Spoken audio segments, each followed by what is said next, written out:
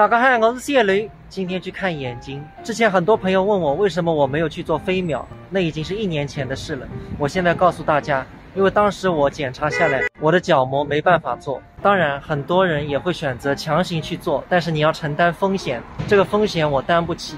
后来镜子做了，因为它检查下来都是符合的。那么今天我要去配一副新的眼镜，因为这个眼镜啊，我也是1年前才配的，当时是99块钱。很多粉丝就说99的眼镜不要把你的眼睛戴坏了，我现在觉得戴着很不舒服。确实是1分价钱1分货，尤其我平时还要剪切视频，这个用眼是很多的。走过来2公里，就在马路对面。周姐，1年不见了，我又来看眼睛了。哎，镜子飞秒怎么样？镜子做了飞秒挺好的，可惜我做不了，我今天来配眼镜，是有点可惜。没想到配个眼镜还要排队，让我哈哈姐来盖一副，留下来就看例子。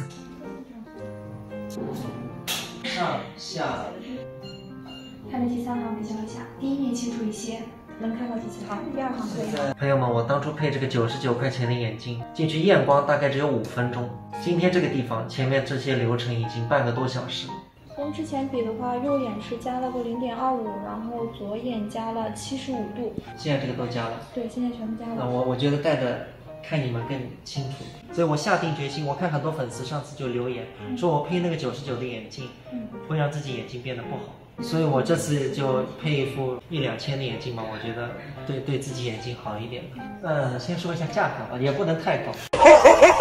498的一个框，498的框。那我想问问，这种和99的有什么区别？你当时挑的是哪一个品牌的那个？我就是问他们哪个最便宜，我就让他们配的哪个。但现在我觉得戴下来不是特别好，比如说这种镜片戴了可能对眼睛更好一点。它整一个镜片的通透性会更高一些，看起来一个清晰度会更好。我觉得还是1分价钱1分货。